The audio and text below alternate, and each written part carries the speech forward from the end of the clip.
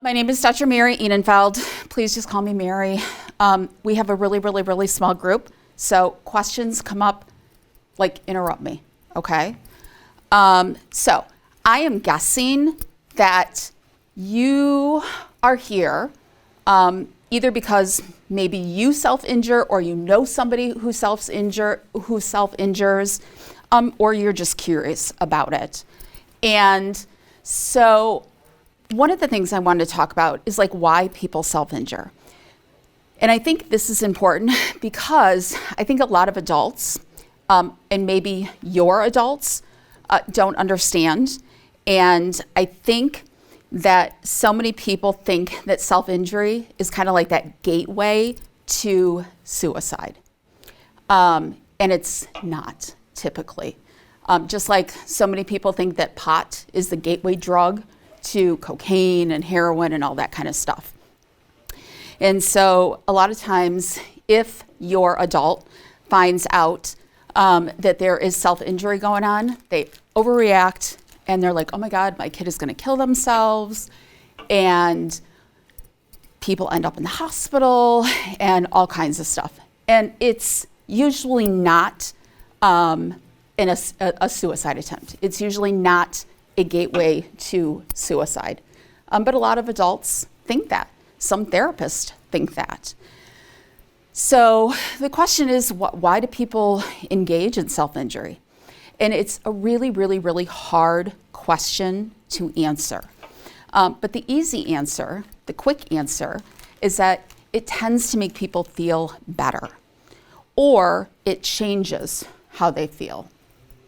And so what we call that is the affect regulation model.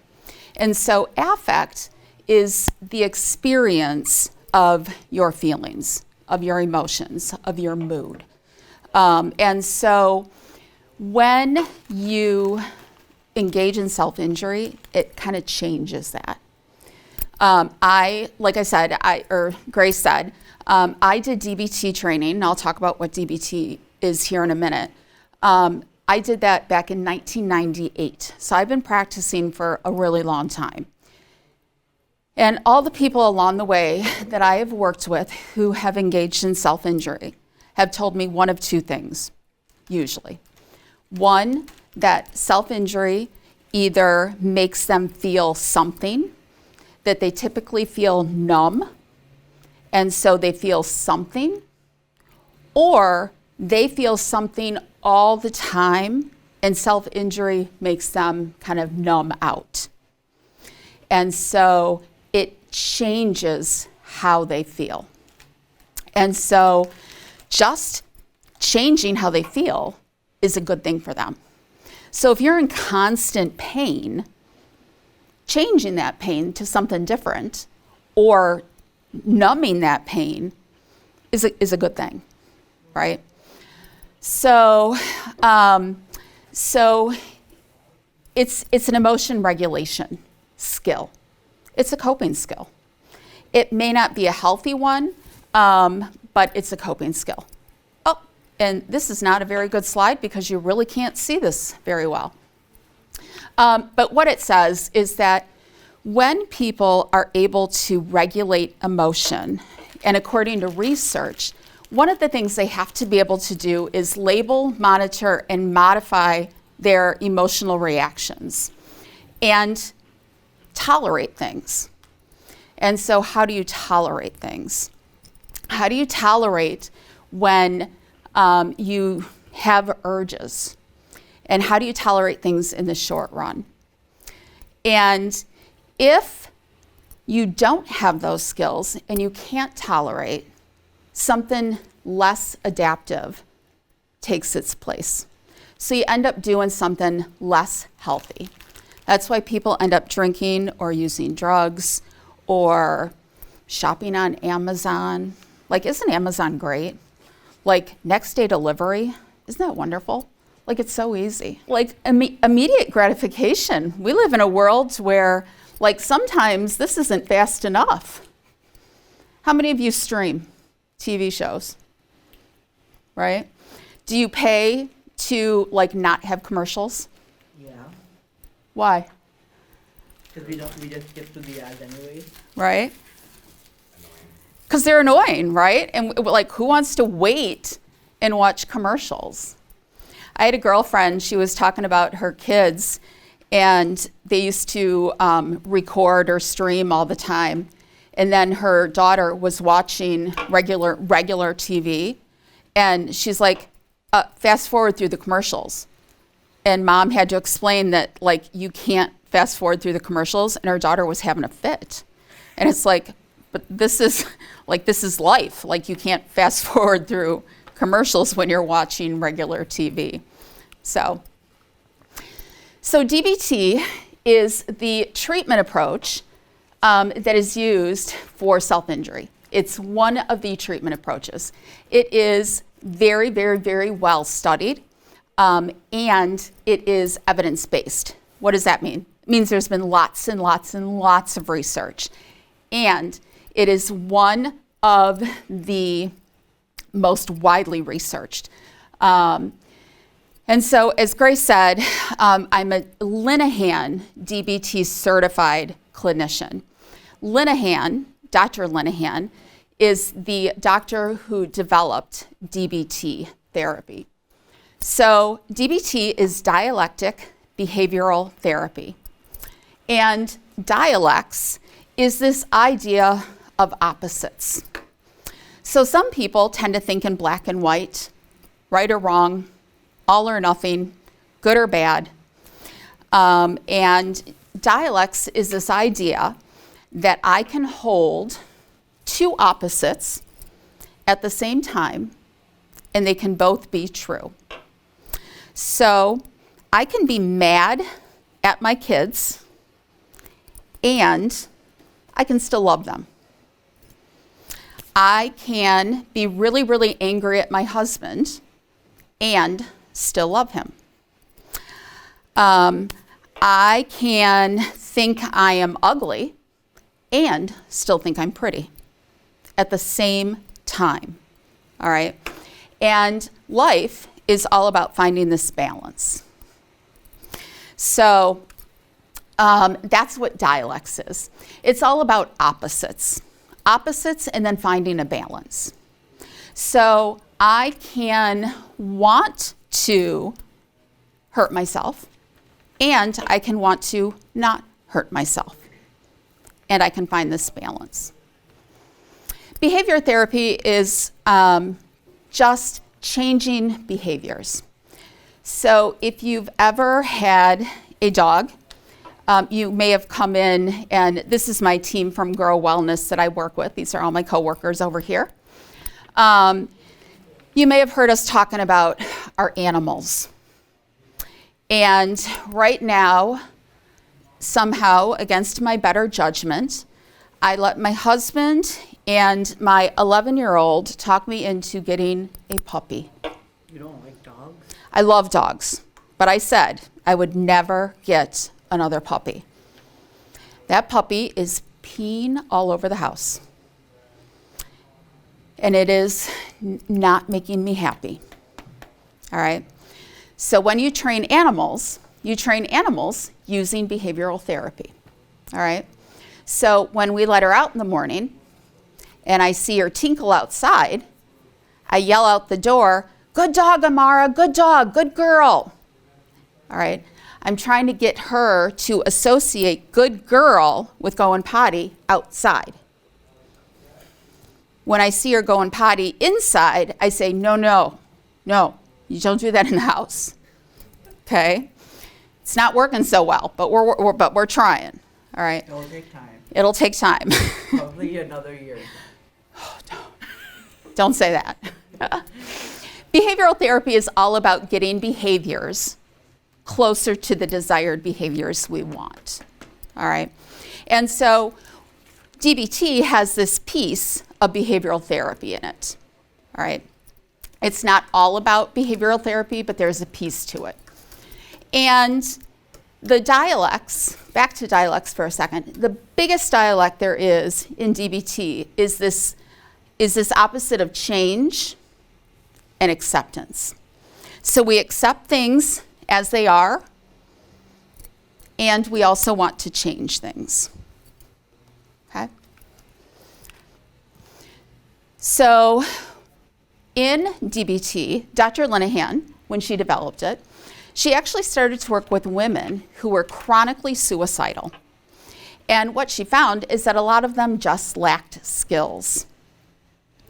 And so she developed this DBT therapy and acceptance versus change. And the skills are mindfulness and distress tolerance are acceptance skills. So when we need to accept something and we can't change it in the moment, and we're going to actually do a little activity. Oh, thank God, I love it. You love activities? I hope you like this one. We have to use those skills.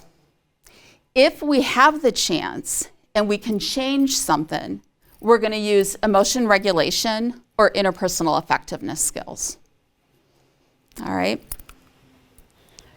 So again, these are the 4 skills that they teach. Yeah? Thank you. So down here I have a little thing.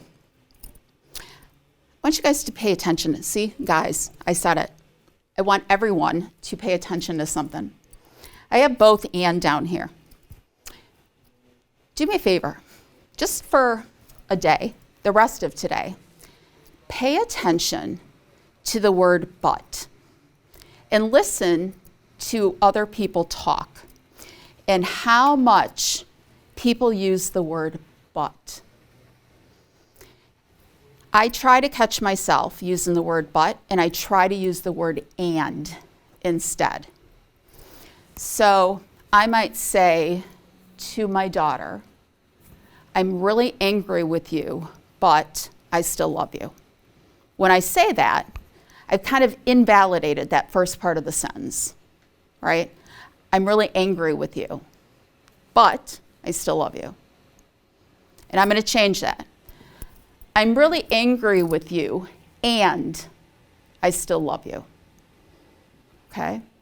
So just listen to how many times people use the word but, and think in your head how different that would sound if they used the word and. Okay? Just pay attention to that. All right, so these are their skills. So I want to kind of go through these a little quickly because I want to get to the activity. Mindfulness skill is all about just being in the moment. We kind of tend to live in the past, right? We think about past hurts. We think about past relationships. We think about what we didn't get done yesterday. Or we live in the future and we think about maybe what we have to do tomorrow, what is due next week. And we don't live in this moment. All right? And mindfulness, are they talking about mindfulness? I'm sure maybe in health class, have they talked about mindfulness? It's kind of like the thing now. Everybody's talking about mindfulness. It's all about just living in the moment, right? It is not necessarily meditation. It's just being here, present, in the moment. It's non-judgmental, all right? You don't have to like it. I just have to do it. 3 states of mind. This is a really kind of fun and fascinating, I think, skill. There's this idea that we have 3 parts, that we have this rational and reasonable part of us. It's very planful. It's kind of boring. It's mathematical. It's reasonable. And then on this side, we have this emotional side of us. That's the part that usually gets us in trouble. It's impulsive. It's the part when we get into fights with partners or friends, we say, F you, and we, unfriend them from things, and we say, I'm never going to be their friend, and we break up with them, and we quit jobs, and we make very impulsive decisions. The middle is what we call wise mind. And wise mind is where we kind of want to live our lives. that we make really good decisions based on facts and emotions. That we pick a school, we pick colleges based on like what has good programs. Like if I want to go to a school that has a good social work program, but I also want to go to a school that's fun and has fun dorms. And not a school, I'm going to pick a school just that has fun dorms, but has like this really crappy social work program. Or a school that has a really good social work program, but like doesn't have dorms.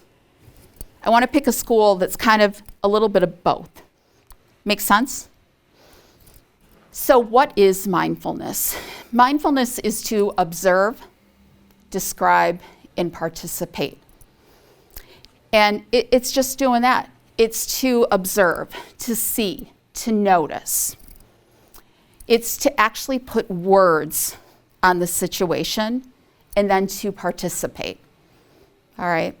So when you are going for a walk, you are just noticing that you're walking. I'm putting a foot in front of the other. And you just voice that. I'm putting one foot in front of the other. I'm feeling my feet hit the ground. And I'm participating in it. That's all I'm doing. How to do mindfulness is that I do it non-judgmentally. I don't think, oh, people think I look silly out walking because I'm talking to myself right now. All right? I do one thing in the moment. I do one thing mindfully. How many of you, because I know I did it when I was high school, and I tried to convince my parents that I had to do this, how many of you do homework with earbuds in, listening to music? Depends on what we're doing though. Well, earbuds were not a thing when I was in high school, but my stereo was on, all right? And my parents would say, you can't study and do homework with your stereo on, and I would say, well, I can't do it without the stereo on. Now, I don't know if I could or could not, and mindfulness is about doing one thing in the moment. Now, if I'm trying to read a book and music is going, I'm like, turn off the music. I'm trying to read. And then do things effectively. Do whatever works for you. And maybe that is studying with earbuds in. Distress tolerance is my favorite skill ever because we use it all the time. We get in the car in the morning and our car won't start. And we're late for school. And we're like, crap, now what do I do? We have to use distress tolerance. We have to figure it out. We have to go inside. We have to call our adult. We have to figure it out, right? We have to call our best friend down the road. We have to call our partner. We get to school and we forgot our Chromebook. I don't know if you guys use Chromebook. My kids use Chromebooks, right? You forgot your Chromebook and you're like, I'm going to have to figure it out, right? I'm going to have to tolerate not having my Chromebook for the day. And understanding this inability to tolerate things and the connection between that and impulsive behaviors. Because some people would say, oh no, I forgot my Chromebook. I can't tolerate this. That is so overwhelming. There are so many emotions involved in that then they might turn to other impulsive behaviors. There are 4 crisis survival skills. And the first one is distract with wise mind accepts. And so Dr. Linehan is big on acronyms. And so she talks about like just distracting with activities. So going for a walk. Now, here's the thing. You have to be mindful when you go for a walk, because if you go for a walk and you think about how stupid your partner is for whatever they did, and you're out and you're thinking about, man, my partner is so stupid. I can't believe they did that. And man, boy, are they dumb. And that's all you're thinking about when you're out on a walk. You're going to say that walk was not helpful. If you go for a walk, though, and you're thinking about, I'm just putting one foot in front of the other, and I'm just looking at the blue sky, and I'm looking at the pretty cloud, and I'm looking at the tree, and I see buds on the tree, that is probably going to help. You can contribute. You can distract by doing something nice for somebody else. You can compare. You can compare by thinking about other people. All right. This one is hard sometimes, and I tell people to kind of be careful of this one. I have some people who have compared themselves to where they were like years ago. At least I'm not in and out of the hospital anymore. At least I have better coping skills now. You can also distract with opposite emotion. And the next slide, and I'm not going to play it just for time. You can distract by thinking of things that maybe are funny. Or I think the first 10 minutes of the Home Alone movie, the first one, is the funniest thing ever. And if you've seen Home Alone, little Macaulay Culkin, there's the scene where they are downstairs, they're eating pizza, and he gets in trouble. He knocks over the milk, the pizza, right? There's all this commotion going on. His mom takes him upstairs. She opens up the attic door and she says, "Get upstairs, young man." And he says, "I am upstairs, dummy." And I don't know why. I think that is the funniest thing ever. And probably because I can hear one of my own kids saying that to me. And I just giggle. I just have to think about that scene in the movie with little Macaulay, with little, whatever, Kevin is the name of the character. I am upstairs, dummy. And it makes me giggle. And I feel better just thinking about that. Jokes, podcast, whatever you guys, whatever everyone, see, I'm trying, whatever everybody uses, okay? Pushing away. I can distract by pushing things away. Now, you don't want to use that all the time, right? You don't want to become one of those individuals who just pushes, stuffs, and then it explodes all over. Sometimes, though, we need to push away in the moment because it's not the appropriate time. In the middle of a class, like, is not probably the best time to have a moment. Sometimes, like, you just got to keep going. So you push down, and you're like, okay, I'll deal with this in a little bit later. Thoughts. Do any of you know, in any of your classes, how many ceiling tile there are in a room? Have you ever been bored and you've counted ceiling tiles? I know I have. That's a skill. That's a skill. All right. Counted how many bricks are on the wall, right? That's actually a skill. All right. So you can distract yourself with your thoughts. And we're going to practice this one. Sensations. Great one for urges is holding ice. It's really, really, really hard if you have an urge to do something problematic and hold ice in your hand at the same time. It's a great one. Hot showers, cold showers, cats, dogs, these furry chairs. I mean, I know they're not furry, but there's texture to them. So this is that's my little clip. I was going to go through it, but I'm not gonna do that. I'm gonna skip some of these because they kind of overlay, and I want to practice. You can self-soothe. You can self-soothe with your senses.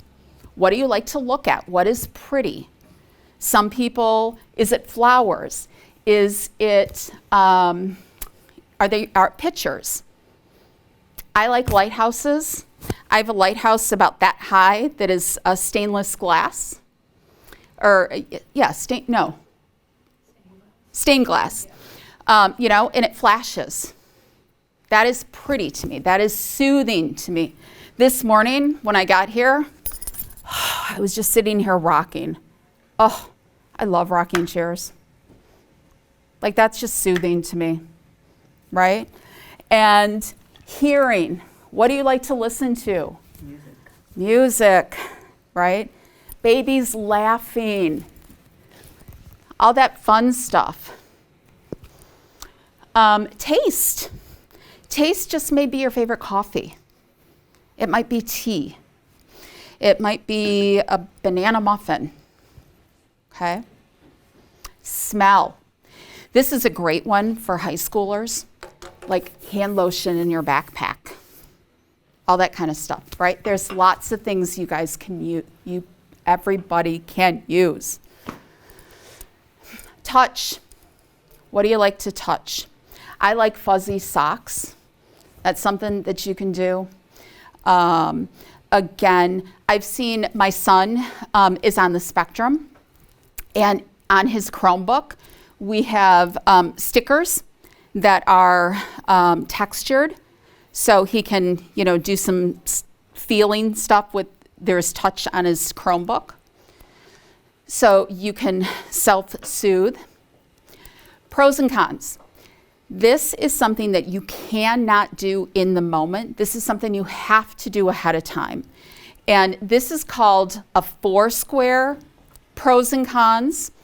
You want to do the pros and cons for both tolerating the urge and not engaging, and pros and cons for not tolerating the urge and engaging in the problematic behavior.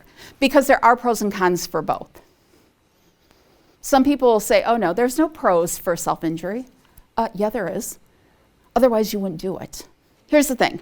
I'm not a big Dr. Phil fan. And Dr. Phil says you only do what works. If it didn't work, you wouldn't do it. So it works. I'm gonna flip through this. Emotion regulation is all about regulating emotions. So when you think about regulating your car or your home, we have a thermostat. We can either turn up or turn down. A lot of times we have to turn down. Emotions get high, we have to turn that down. So one of the things we talk about is how to stay out of emotional mind, right? That impulsive mind. And this is like what makes us vulnerable even to emotional mind. So when we don't feel good, if you have a headache, if you have a cold, if you've just had knee surgery and you're in pain, if it is, I don't know, I'm guessing some of you may have like late lunches, or you have early lunches and it's 2 o'clock and you had lunch at like 9:30 in the morning, right? And you're like, oh my gosh, I'm starving, and you're hangry. It makes you vulnerable to emotional mind. Let's say you are on medications for something, and it may be like thyroid, and you forgot your medications that morning. You forgot to take your pain medication this morning. What if you didn't sleep good last night? What if you have finals this week and you were up until midnight studying for finals? And I'm sure midnight for you all is probably early, I'm guessing. Oh, no. No? Okay. For me. And if you haven't gotten enough exercise lately, like that all makes you vulnerable. If things at home aren't good, that makes you vulnerable to emotional mind. All right, interpersonal skills are just about how to be effective. How to be effective with your adult at home. How to get what you want. And so much of that is about negotiating. How do I negotiate to get what I want? And when I work with teens, and I don't work a lot with teens, but so much of that is like, how do we get what you want? Like, how do we negotiate with your adult to get what you want? And sometimes we're effective and sometimes we're not. So, all right, you guys ready for an activity? You guys ready to stand up, move? Okay. All right, so I thought we were gonna have a much bigger group, and we don't. And if I am nothing else, I am flexible when it comes to like changing things up. So I need everybody to stand up.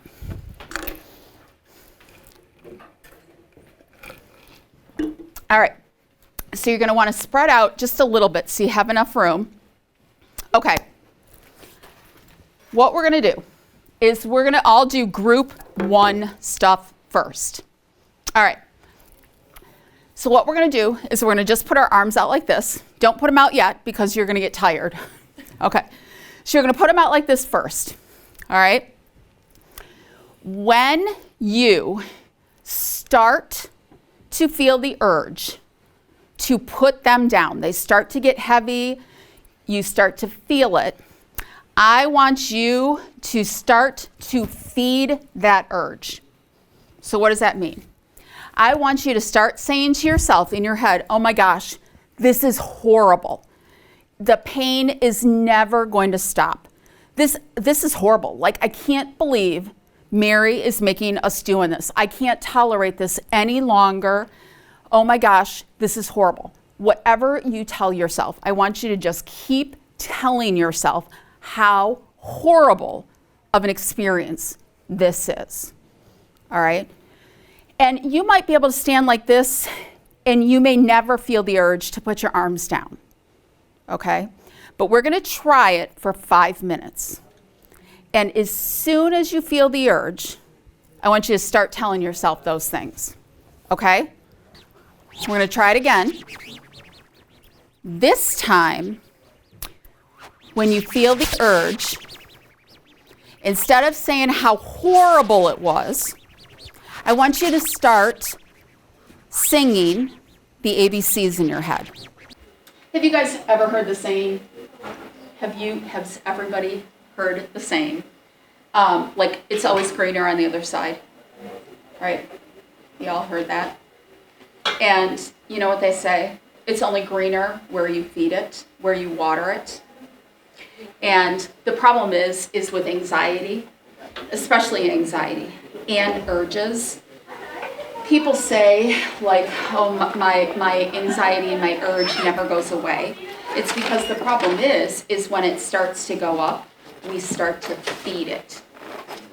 And what I mean by that is we start to say, oh, it's never going to go away.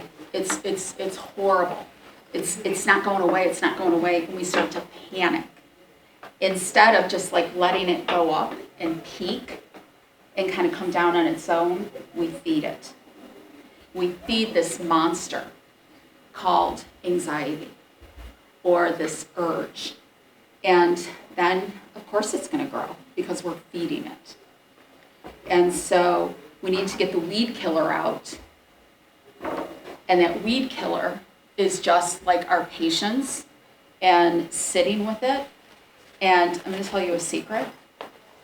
I promise, and I don't make promises I can't keep, I promise your urge and your anxiety will go down without you having to do anything if you sit with it long enough. I'm not going to promise you that it'll go away. Okay? It will go down if you don't feed it. But you have to sit with it long enough that you're not feeding it. So I hope you guys learned at least something. I hope this was a little helpful. So just think about, especially those distress tolerance. I love distress tolerance. We use it every day. It's just one of those things that a little bit of radical acceptance. Acceptance is all about just accepting things the way it is, because you can't change it. My 5 favorite words, it is what it is.